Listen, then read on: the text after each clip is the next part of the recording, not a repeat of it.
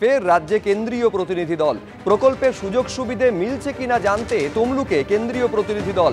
তমলুকের উত্তর সোনামুড়ি পঞ্চায়েত এলাকায় কেন্দ্রীয় প্রতিনিধি দল তারা গেলেন।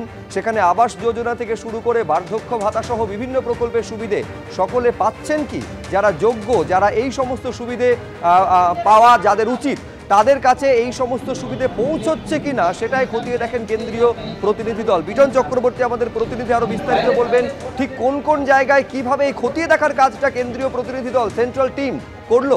বিটন, দেখো সুব্রজিৎ, যেটা জেলা প্রশাসন সূত্রে আমরা জানতে পেরেছি যে কেন্দ্রীয় গ্রাম উন্নয়ন মন্ত্রকের তরফে পাঠানো একটি প্রতিনিধি দল তারা কিন্তু পূর্ব মেদিনীপুর জেলাতে এসছে এবং তারা 3টে ব্লক অর্থাৎ তমলুক, এগরা 1 এবং এগরা 2 এই 3টে ব্লক, এই 3টে ব্লকের 8টি গ্রাম পঞ্চায়েত এলাকা তারা ঘুরে দেখবেন এবং সেই সমস্ত গ্রাম পঞ্চায়েতে যে সমস্ত উপভোক্তারা বিভিন্ন সরকারের সুযোগ সুবিধা পান, বলা ভালো কেন্দ্রীয় সরকারের যে সমস্ত সুযোগ সুবিধা পান সেই তালিকা তারা আগে থেকেই প্রস্তুত করে নিয়ে এসেছেন এবং সেই তালিকা ধরে ধরে কিন্তু বাসিন্দাদের সঙ্গে তারা কথাবার্তা বলছেন এবং তারা যে কেন্দ্রীয় প্রকল্পের যে সমস্ত সুযোগ সুবিধা কিভাবে পাচ্ছেন, তারা সেটা জানেন কিনা যে এটা কেন্দ্রের প্রকল্প না রাজ্যের প্রকল্প, সেই বিষয়টি তারা জেনে নিচ্ছেন।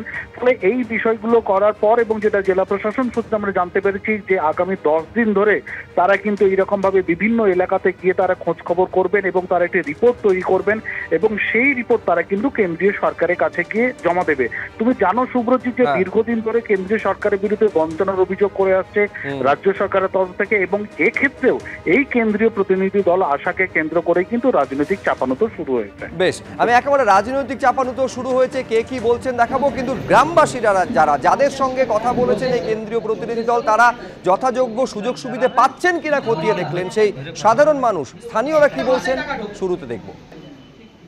জিজ্ঞাসা করলো যে তোমরা কতদিন পাচ্ছ টাকা বা হচ্ছে যে কিসের টাকা পাচ্ছ, এবার বলছি যে বয়স্ক ভাতার টাকা আর হচ্ছে যে বলে কি সরকার থেকে টাকা পাচ্ছ, রাজ্য সরকার না কেন্দ্র সরকার, আমাদের কেন্দ্র সরকার মানে ইন্দিরা গান্ধীর মানে থাকতে এই যে টাকা পয়সা বলতেছে আর কি।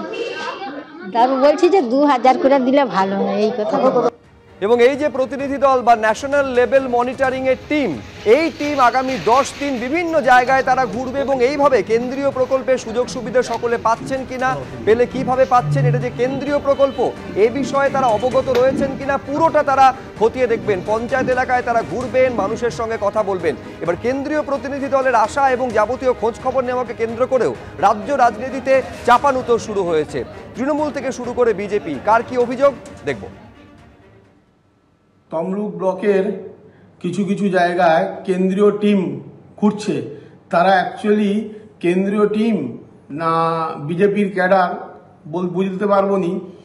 আবাস যোজনা কেন্দ্রীয় সরকার না দিলেও কি হবে, সেই যে লিস্ট ধরে কেন্দ্রীয় সরকারের টিম বারে বারে তদন্ত করে যে লিস্ট বানিয়ে দিয়েছিল সেই লিস্ট ধরেই রাজ্যের কোষাগার থেকে টাকা দিয়ে আমাদের মুখ্যমন্ত্রী বানিয়ে দিয়েছেন। অতএব আমরা কেন্দ্রীয় টিম আসুক আর না আসুক আমাদের কিছু যায় আসে না, আসলে ওরা এসছে সামনে বিধানসভার ভোট 2026-এ, তার আগে একটা আইওয়াস। তৃণমূল কংগ্রেস এই রাজনৈতিক দল ভারতীয় জনতা পার্টি সম্পর্কে এবং কেন্দ্রীয় সরকার সম্পর্কে অহরহ মিথ্যা কথাবার্তা বলে চলেছে। পাহাড় প্রমাণ দুর্নীতি এই সরকারের।